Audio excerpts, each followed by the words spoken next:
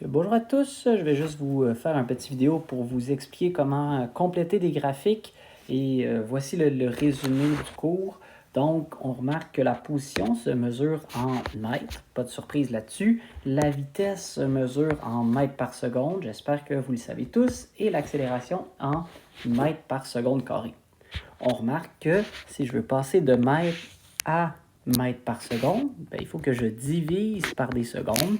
En fait, il faut que je divise par mon x. Et ça, en faisant y sur x, delta y sur delta x, ben, c'est la pente qui va nous permettre d'arriver à ceci. Même concept, si j'ai des mètres par seconde et je veux des mètres par seconde carré, je vais encore devoir diviser par des secondes.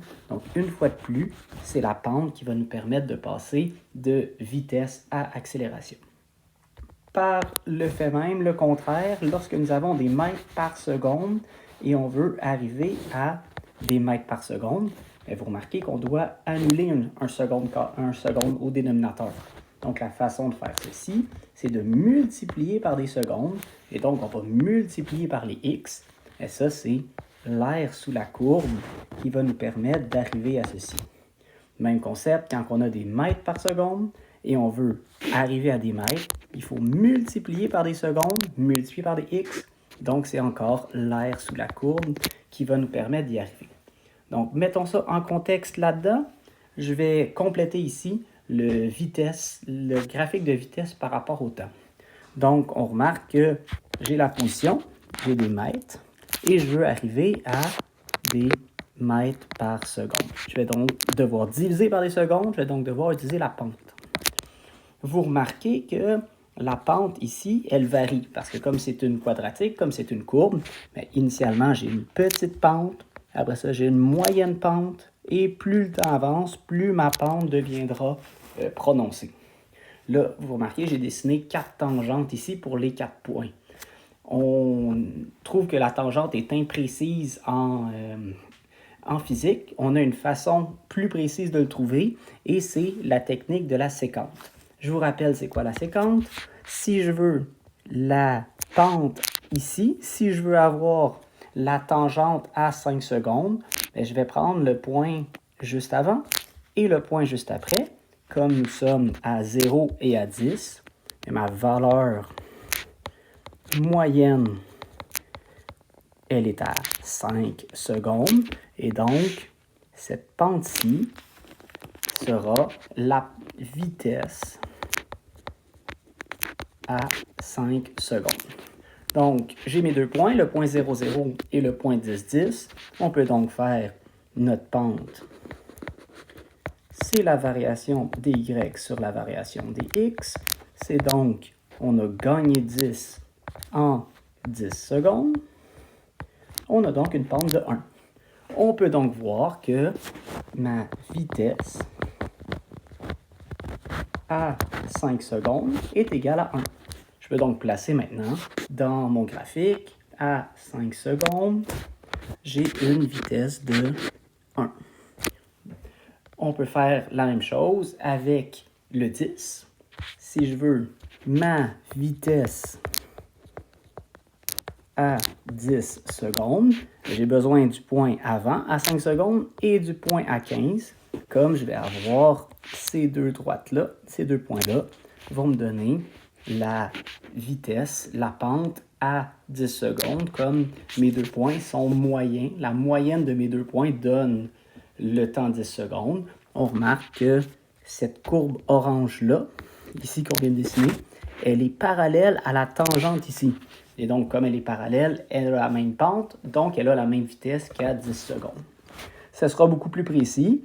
On remarque que la pente, c'est encore delta y sur delta x. Nous avons donc, en delta y, on passe de 2,5 à 22,5, donc on a gagné 20. Et on a passé de 5 à 15 secondes en 10 secondes. On a donc une pente de 2 mètres par seconde. Je peux donc placer à 10 secondes une vitesse de 2. Et là, vous remarquez, merveilleux, on a une belle droite qui va passer. Et comme j'ai mes deux points, bien, je peux la prolonger pour voir, tiens, ça passe par 0, 0. ce ne sera pas toujours le cas, mais dans ce cas-ci, vous remarquez que la pente à 0, elle est nulle. Et donc, on est capable de voir que, en effet, à 0, nous avons une pente nulle. Donc, on croise l'axe on croise l'origine à 0, 0. Pour le deuxième graphique, nous avons des mètres par seconde carré et on veut arriver à des mètres par seconde. Donc, il faut que je multiplie par des secondes. J'ai besoin de faire l'air sous la courbe. Pour ça, l'air sous la courbe, c'est un beau triangle. On remarque qu'il y a 10 secondes et on remarque que le point, c'est moins 0,1, donc une hauteur de moins 0,1. Base fois hauteur, comme c'est un triangle, on obtient 1 mètre par seconde. Ici, nous avons des mètres.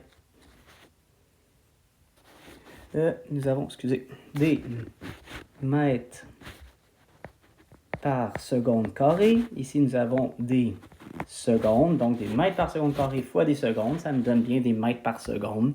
On peut donc conclure que on a gagné, on a eu une variation de vitesse de, j'ai oublié mon moins, on a perdu 1 mètre par seconde. Et donc, ça veut dire qu'en 10 secondes, en 25, j'étais à moins 3. 10 secondes plus tard, donc à 35, je suis à 1 de moins. Donc, je suis à moins 4. Nous sommes ici. Et donc, dans ce 10 secondes-là, je continue de accélérer vers la gauche. Donc, je continue de gagner de la vitesse négative et on va voir que à 35 secondes, je suis maintenant à moins 4 mètres par seconde.